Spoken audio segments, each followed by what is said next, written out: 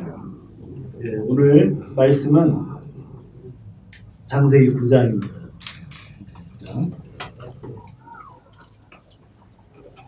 1절부터 7절까지 읽겠습니다. 교독하겠습니다. 하나님이 노아와 그 아들들에게 복을 주시며 그들에게 이르시되 생육하고 번성하여 땅에 충만하라. 땅의 모든 짐승과 공중의 모든 새와 땅의 기름도 먹으라. 바다의 모든 물고기가 너희를 두려워하며 너희를 좋아하니 이것들을 너희의 손에 주셨으리라. 모든 산 동물은 너희의 먹을 것이 될지라 채소같이 내가 이것을 다 너희에게 주노라. 너희는 우리를 생명되는 빛을 거두실 것이라. 내가 반드시 너희의 피 곧 너희의 생명의 피를 찾으리니 짐승이면 그 짐승에게서 사람이나 사람의 형제면 그에게서 그의 생명을 찾으리라. 다른 사람의 길을 흘리며 그 사람의 길을 될 것이니 이는 하나님이 자기 형상대로 사람을 지으셨습니다. 다 같이 읽겠습니다. 너희는 생육하고 번성하며 땅에 가득하여 그 중에서 번성하라 하셨더라. 아멘. 잠깐 기도합시다. 하나님 감사합니다. 오늘도 저희가 주님 앞에 나왔습니다. 주의 말씀 듣겠습니다. 하나님께서 성령을 통해 말씀하시는 귀한 시간이 되도록 인도하여 주옵소서.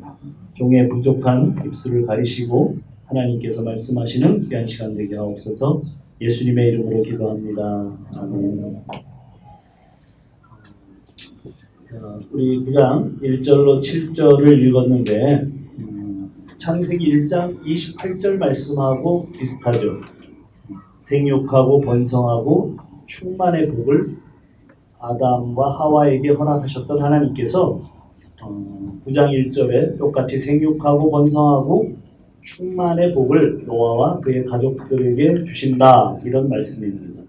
약간 달라지는 내용은 그 육해공 짐승을 다스리게 하시고 먹거리는 채소와 식물이었는데 이제 9장에 와서는 산 동물을 먹게 하시겠다. 그러니까 동물을 말하자면 먹거리로 주시겠다. 그래서 육식이 이제 가능해지는 시점입니다. 그래서 5절에서 7절을 보면 그 조건은 생육하고 번성하고 충만할 때 피를 흘리는 것에 대해서 말씀하십니다. 피를 흘리면 반드시 그 피를 흘린 자에게 또다시 피를 흘리게 할 것이다. 이렇게 말씀하십니다. 노아 홍수의 원인은 하나님의 아들들과 세상의 딸들의 결혼으로 모든 인생이 거인과 유명한 자, 영웅이 되고 이들에 의해서 저질러진 폭력과 살인이 직접적인 원인이 됐습니다.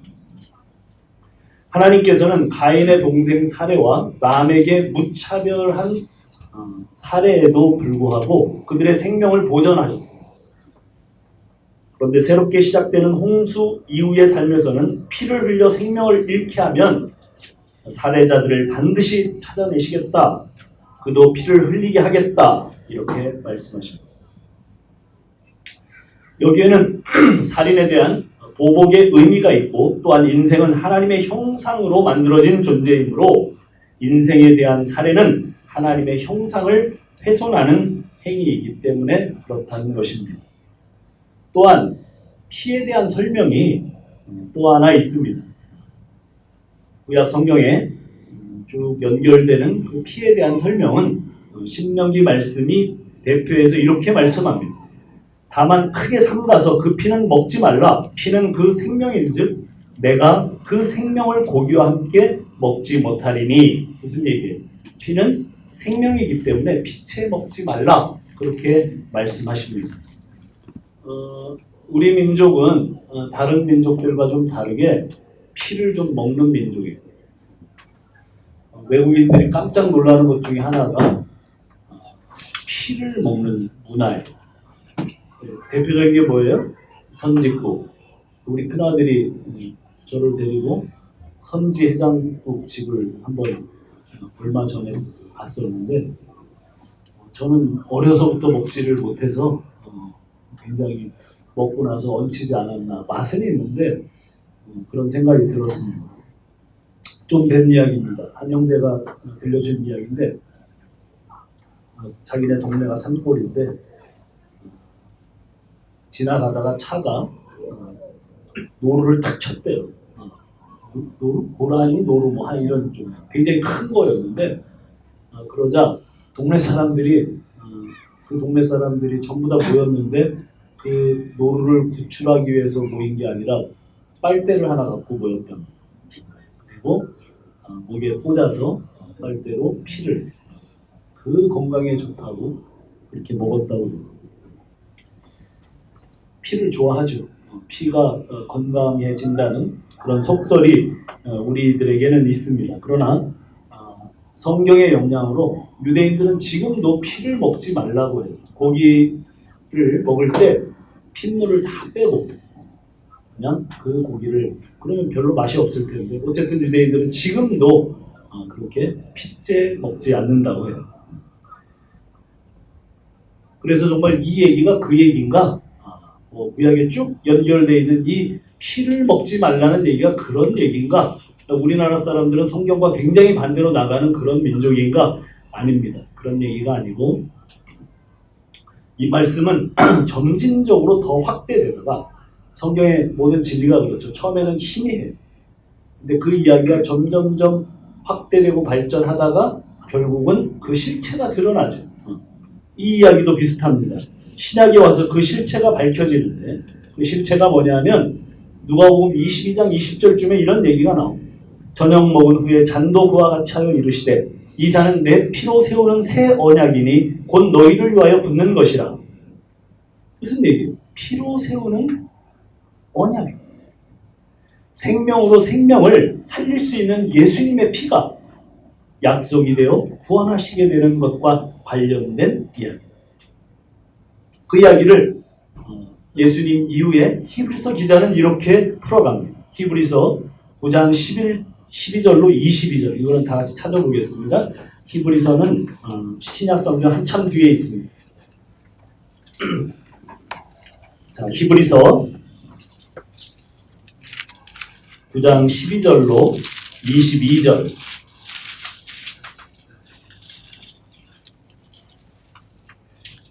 교독합시다. 히브리서 9장 12절부터 22절입니다. 염소와 송아지의 피로 하지 아니하고 오직 자기의 피로 영원한 속죄를 이루사 단번에 성소에 들어가셨느니라. 염소와 소의 피와 암송아지의 죄를 하물며 영원하신 성령으로 말미암아 흠없는 자기를 하나님께 드린 그리스도의 피가 어찌 너희 양심을 죽은 행실에서 깨끗하게 하고 살아계신 하나님을 섬기게 하지 못하겠느냐.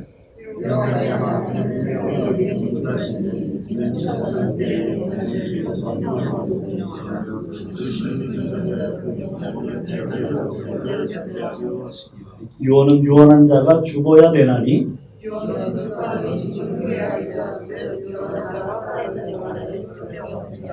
이러므로 첫 언약도 피 없이 세운 것이 아니니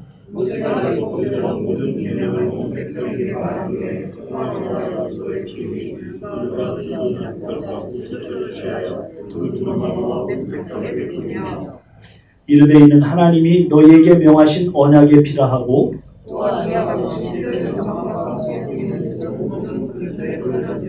다 같이 율법을 따라 거의 모든 물건이 피로써 정결하게 되나니 피윤임이 없음즉 사함이 없느니라.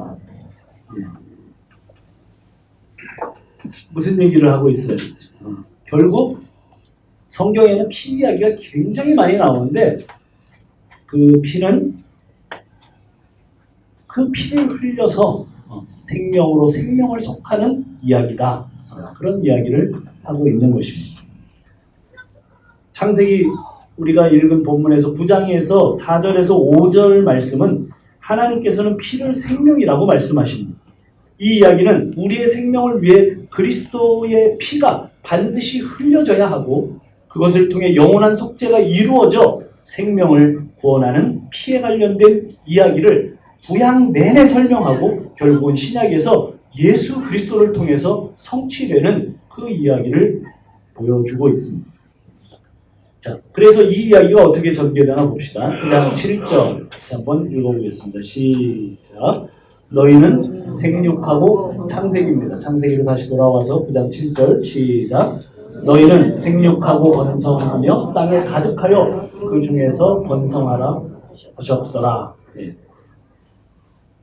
이 삶을 영위하는 사람, 그 사람들이 생육하고 번성하고 충만하게 되는 이야기.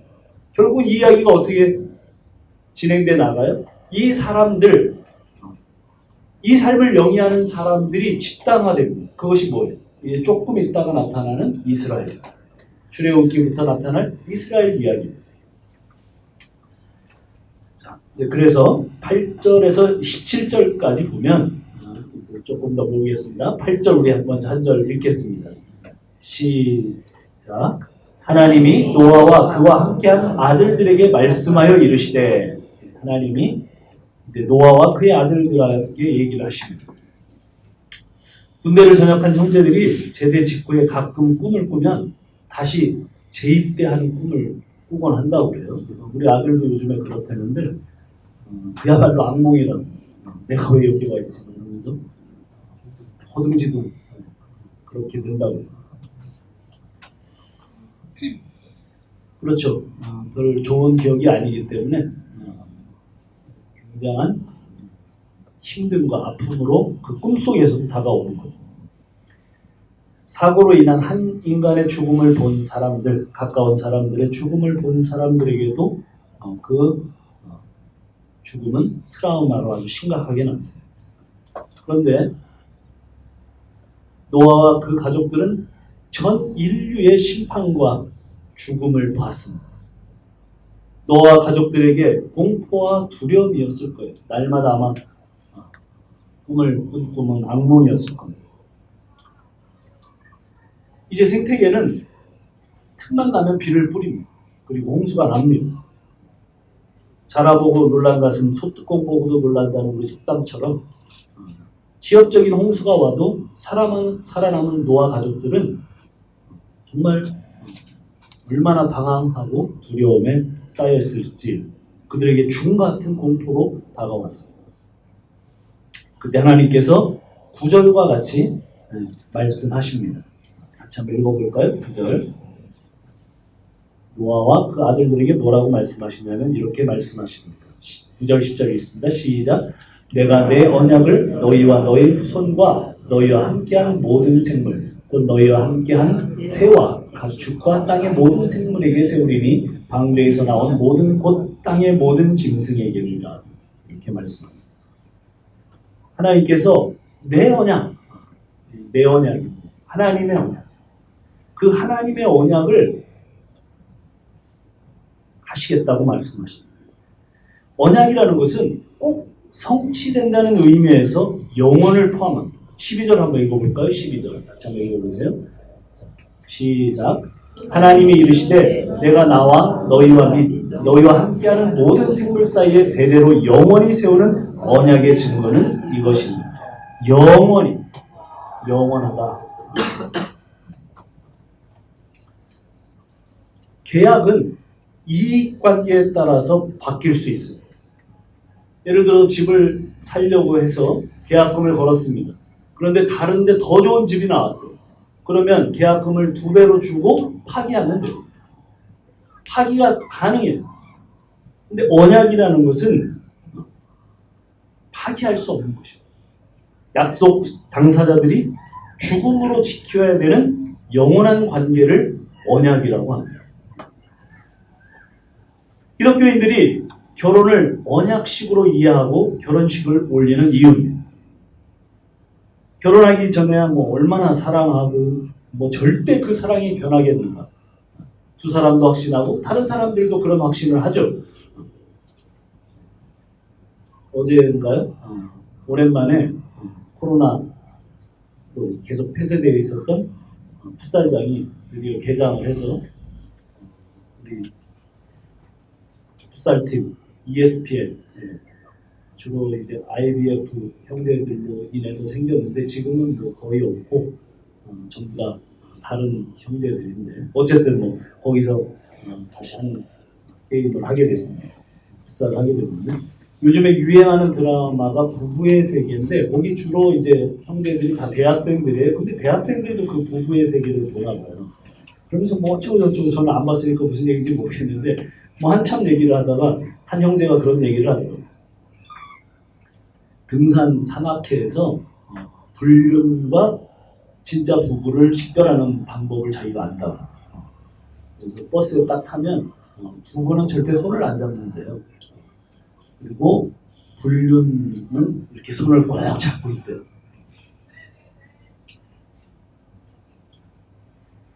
사람의 감정은 바뀌죠. 환경도 바뀌고 여러 상황들도 아주 피치 못할 상황들 들어보면 너무너무나 정말 그럴 수밖에 없겠구나 그런 상황들이 발생을 합니다. 그래서 언약시계는 죽음이 우리를 갈라놓을 때까지 하나님이 맺어주셨으니 사람이 나누지 못할 것이다. 그렇잖아요. 몸을 반으로 잘라버리면 어떻게 됩니까? 죽잖아요. 그래서 한 몸이 돼버리는 거니까 결혼이라는 것은 한 몸이 되는 언약식이다. 그렇게 그런 의미로 기독교인들은 언약식으로 결혼을 하는 거예요. 그래서 우리 감정과 상황이 절대 바꾸지 못한다는 것을 천명하는 것입니다. 그러나 인생은 변합니다. 영원하지 못합니다. 그 열정은 지속되지 않습니다. 그렇게 열렬했던 감정과 그렇게 풋풋하고 정말 그를 알고 싶었던 모든 그 감정들은 이제 같이 살게 되면 전혀 불가능하죠.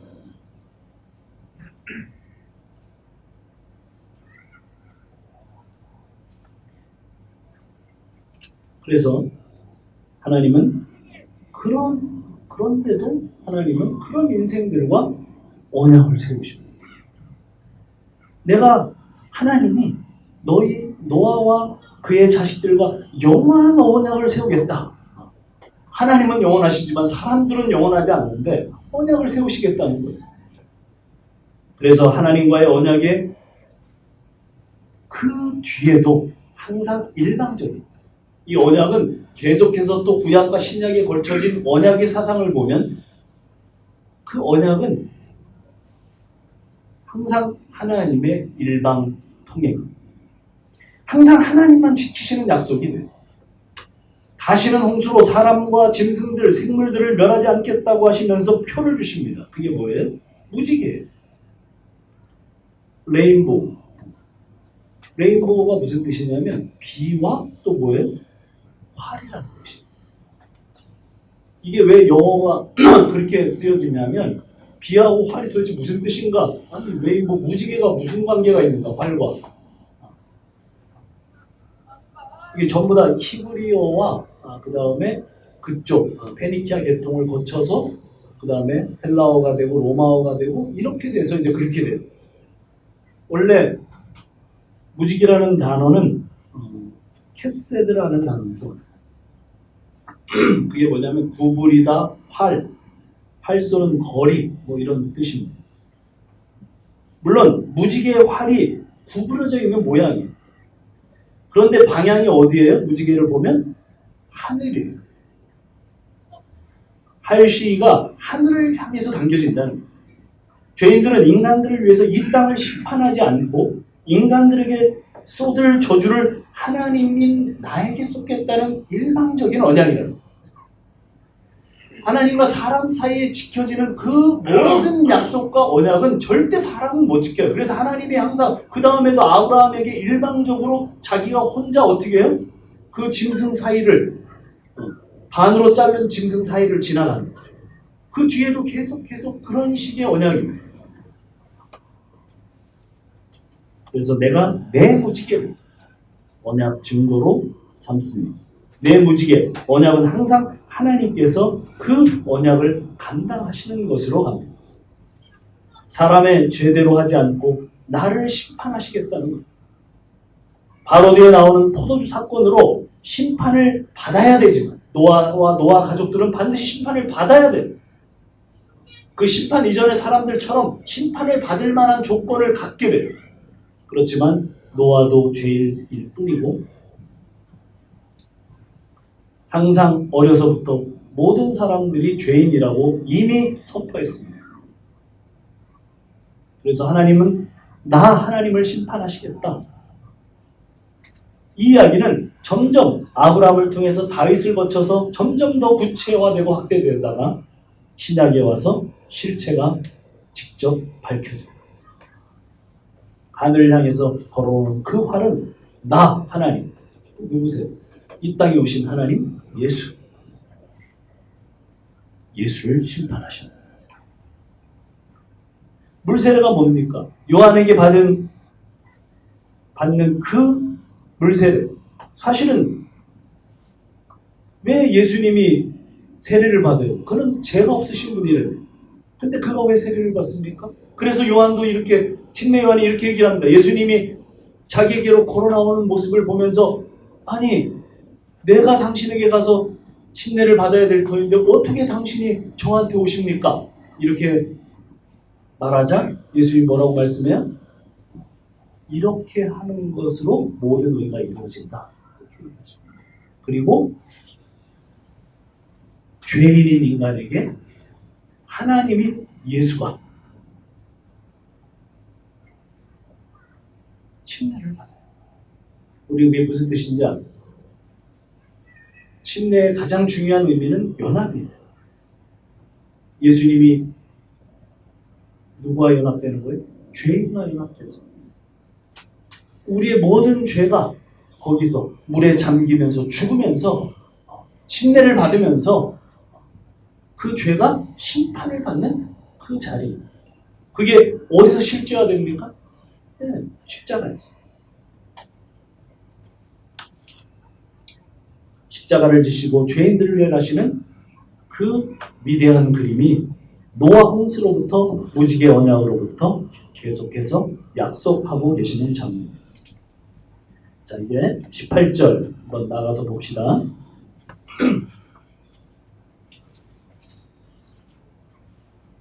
18절을 한번 읽겠습니다. 시작. 방주에서 나온 노아의 아들들은 셈과 함과 야벳이며 함은 가나안의 아비라. 우리가 셈과 함과 야벳도 잘 모르지만 갑자기 함은 가나안의 아버지라 이 얘기는 더 좀 이해하기가 어렵죠. 노아의 아들들은 셈과 함과 야벳입니다.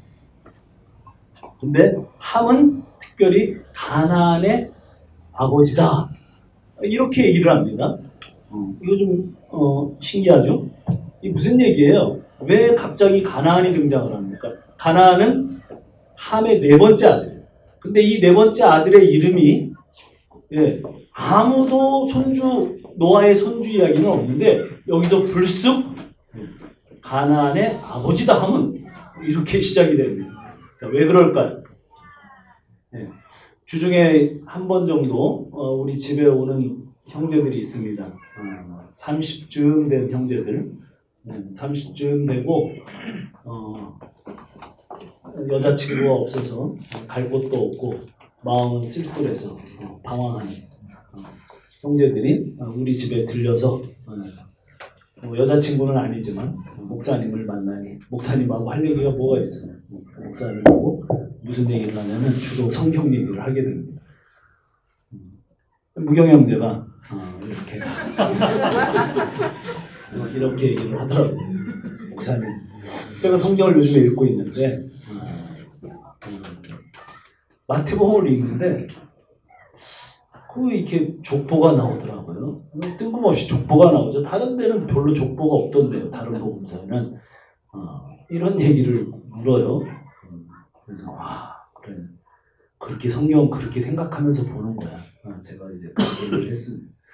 그래서 왜 그럴까 한번 생각을 해봐야죠. 왜 도대체 마태복음에 이렇게 아주 구체적인 족보가 나오는가? 그래서 이제 그런 얘기를 했습니다. 사실 우리가 성경을 읽을 때 저자의 의도를 전혀 생각하지 않고 봅니다.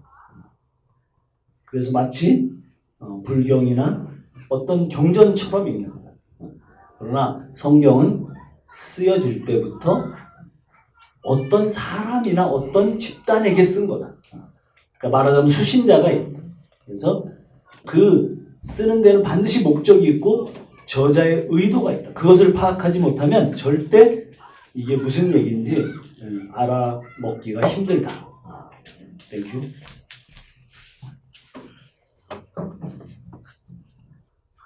이제 뭐 그런 얘기를 했습니다. 오늘 여기도 비슷한 얘기입니다. 이거 누가 쓴 거예요? 창세기 누가 쓴 겁니까? 모세가 쓴 거예요.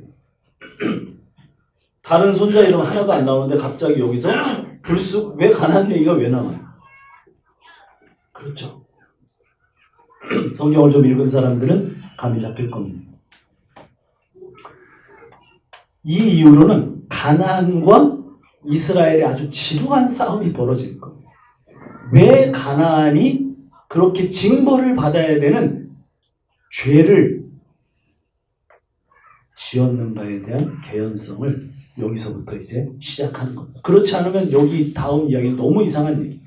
왜 그러냐면 사실은 누가 죄를 지어요? 큰 죄를 지은 사람은 아버지입니다. 아버지가 하여간 거기에 좀 나와 있는 대로 보면 그냥 액면 그대로만 보면 술 먹고 술 취해갖고 벌거벗고 누워 있었어요. 그게 무슨 큰 죄인가? 원어로 보면 이게 큰 죄일 가능성이 많습니다.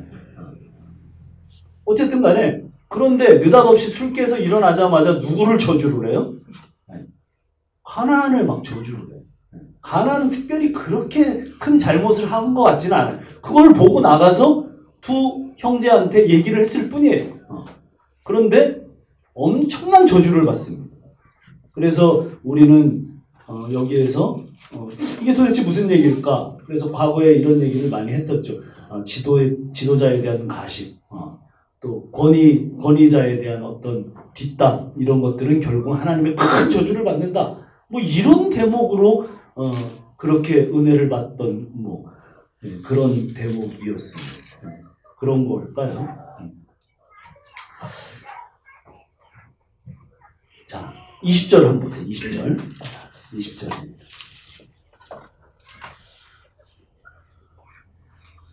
같이 한번 읽어봅시다. 20절 시작. 노아가 농사를 시작하여 포도나무를 심었더니 포도주를 마시고 취하여 그 장막 안에서 벌거벗은지라.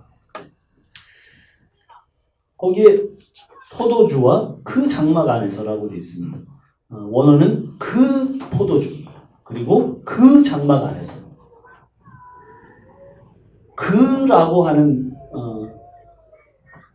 말이 붙을 때, 관사가 붙을 때는 그것은 이미 알려진 포도주.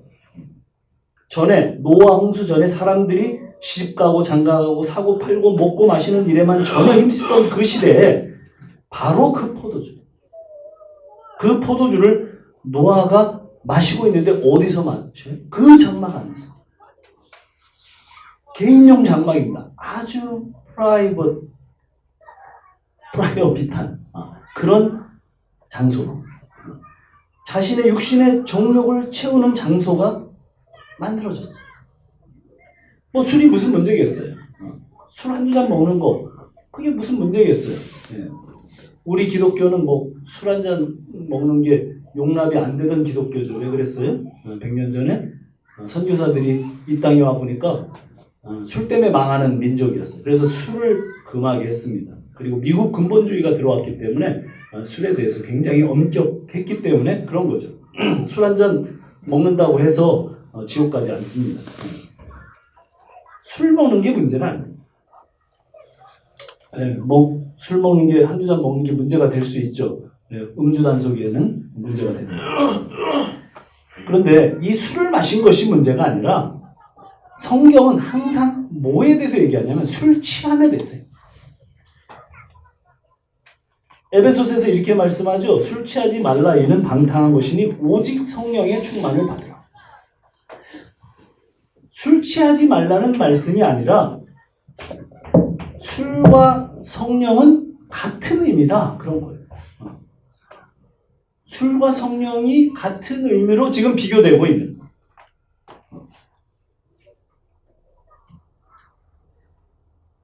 왜 같습니까?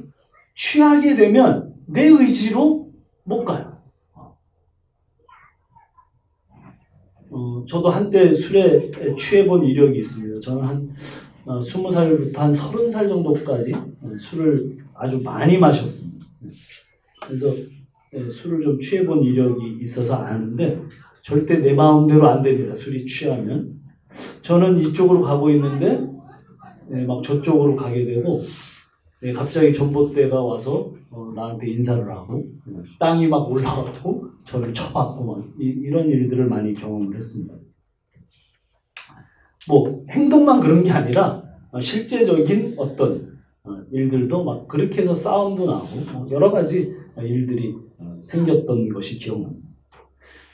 제가 원래 그런 사람이 아닌데 왜 그랬어요? 술 때문에 그랬어요. 술 때문에. 기억도 안 나요.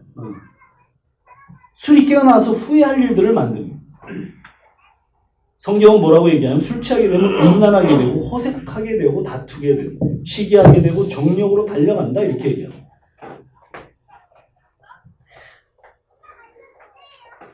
취한다는 형태는 같지만 성령에 취하면 나는 그런 사람이 아닌데 이게 비교예요. 사랑하게 되고 참게 되고 용서하게 되고 가난한 자를 돕게 되고 절제하게 되고 이런 일이 일어나요.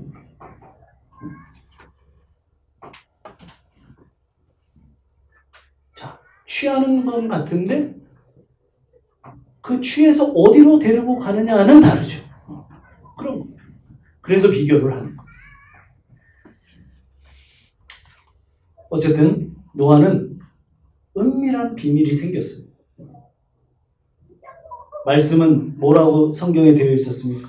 누구나 악하기 때문에 다시는 홍수로 멸하지 않겠다 이렇게 말씀했어요. 참 이상한 어법이었는데 누구나 악하기 때문에 다시는 이제 홍수로 멸하지 않겠다.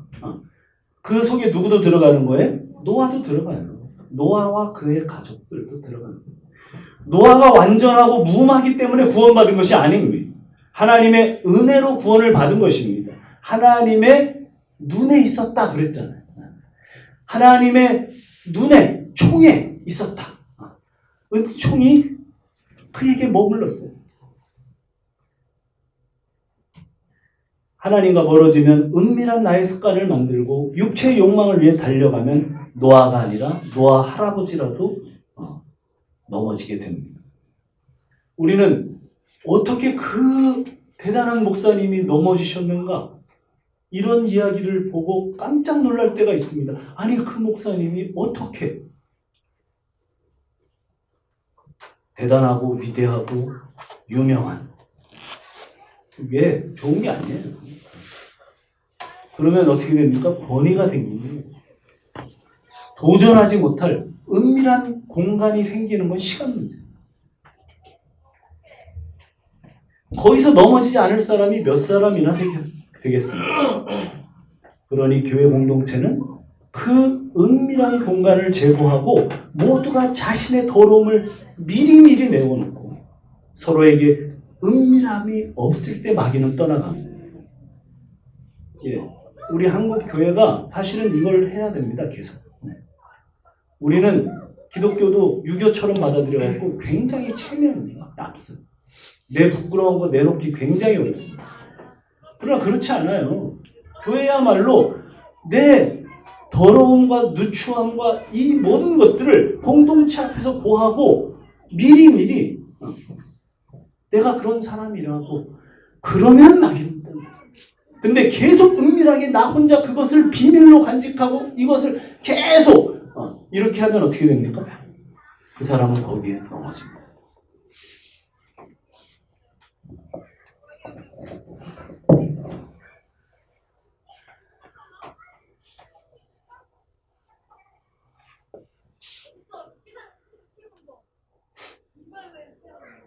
그러므로 교회 지체들은 나와 우리에게 정직하고 솔직해야 합니다.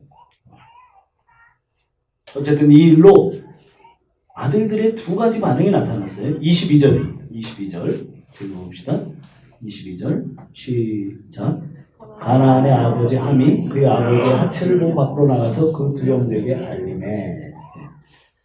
아버지의 하체를 보고 나가서 두 형제에게 알리매. 보고 알리매. 보고는 단순히 보고 확인했다는 뜻이 아닙니다. 그것을 넘어섭니다. 그것을 즐기며 조롱하며 본다는 의미입니다. 그걸 유심히 관찰하며 미리 그렇게 한다는 의미입니다. 알림해라는 것은 부끄러움과 수치를 그냥 전해줬다가 아니라 배반하다, 재미로 해설하다, 악의로 누설하다. 성경에 명확하게 그려져 있지는 않지만 노아는 술을 먹고 단순히 몸에 열이 많이 나서 그냥 벌거벗고 누운 정도가 아닐 것이다. 은밀한 장막에서 성적 행위에 잔해들을 남겼을 것입니다. 그것을 의도적으로 관찰하고 있던 함이 아비의 부끄러움과 수치를 악의를 가지고 떠들고 다녔습니다. 반면에 23절입니다. 23절 같이 한번 읽어봅시다. 23절 시작. 셈과 야벳이 옷을 가져다가 자기들의 어깨에 메고 뒷걸음질쳐 들어가서 그들의 아버지 하체를 덮었으며 그들의 얼굴을 돌이키고 그들의 아버지의 하체를 보지 아니하였다. 이 이야기를 전해 들은 노아의 두 아들은 셈 야벳은 어깨를 메고 뒷걸음질 쳐서 들어갔습니다. 아비의 하체를 덮고 아비의 하체를 보지 않았습니다. 덮다라는 단어가 카사라는 단어. 덮어서 가리다는 뜻이에요. 그런데 더 많이 쓰이는 용례는 죄를 가리고 용서하다라는 의미예요. 처음 이 이야기가 나오는 대목이 있죠. 성경에.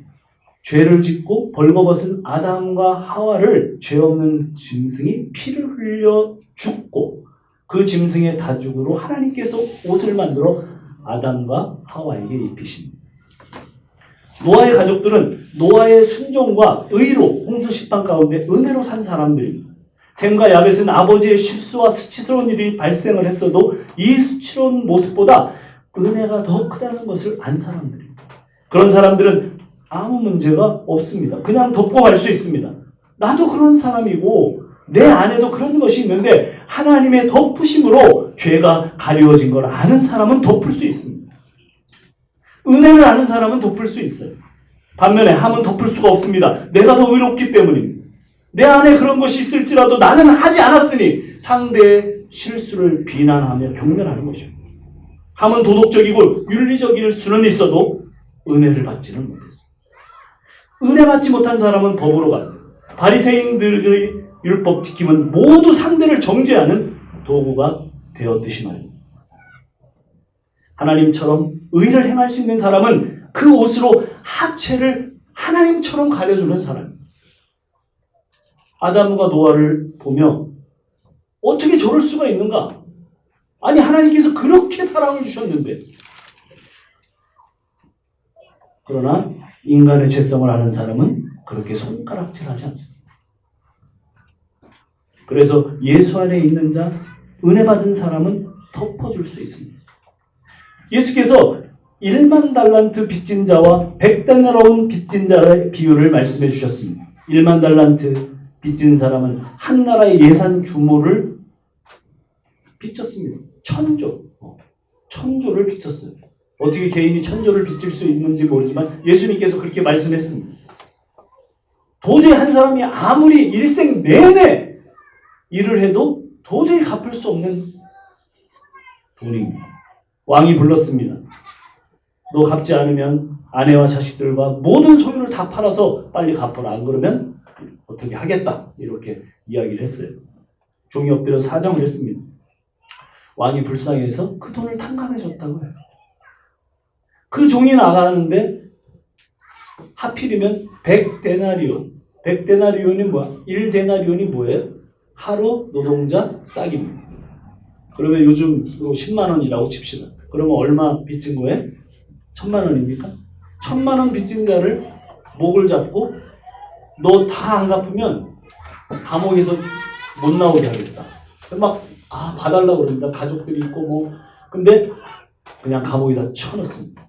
그 얘기를 똑같은 동료들이 듣고 왕한테 고합니다.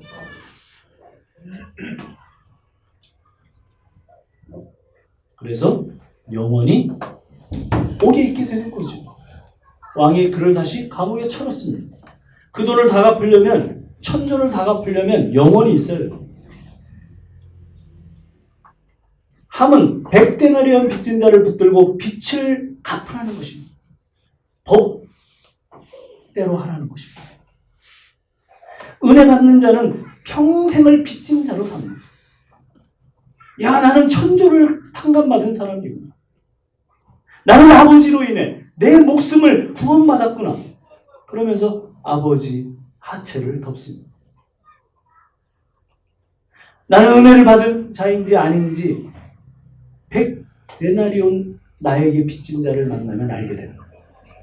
진짜 탕감받은 사람은 100데나리온 빚진 자를 만나면 어떻게 하겠어요? 네, 탕감해 주는 거예요. 자기가 천조를 탕감받은 걸 알기 때문에. 예수 믿는 사람들이요, 여러분의 존재가 뭐예요? 여러분의 존재가 그거예요. 우리가 천조를 예수님의 생명값으로 피값으로 탕감을 받은 사람들입니다. 벌거벗은 노아가 술 취한 모습을 보여줬을 때 진짜 은혜 안에 있었던 자들은 셈과 야벳이었습니다. 이 이야기는 아담과 하로부터 가인, 아벨 셋이 나와서 그 뱀의 라인, 카인의 라인은 어떻게 했습니까? 성을 쌓고 세상의 딸들로 이 땅을 장악하고 완전히 이 세상 문화를 완전히 움직여가면서 그렇게 살다가 폭력과 살인, 섹스와 무절제로 살다가 하나님의 홍수 심판으로 완전히 멸망당합니다. 여인의 라인은 셋의 라인이었습니다. 그냥 여호와의 이름을 부리며 이 땅에서 무기력한 존재로 그냥 자기 이름이 삭제된 상태로 살다가 홍수 때 하나님의 은혜로 방주로 구원을 받습니다. 25절에서 27절 말씀은 그 이야기를 대변하고 있습니다. 여인 라인의 셈과 야벳은 그렇게 생육하고 번성하고 충만하게 되었다는 것입니다.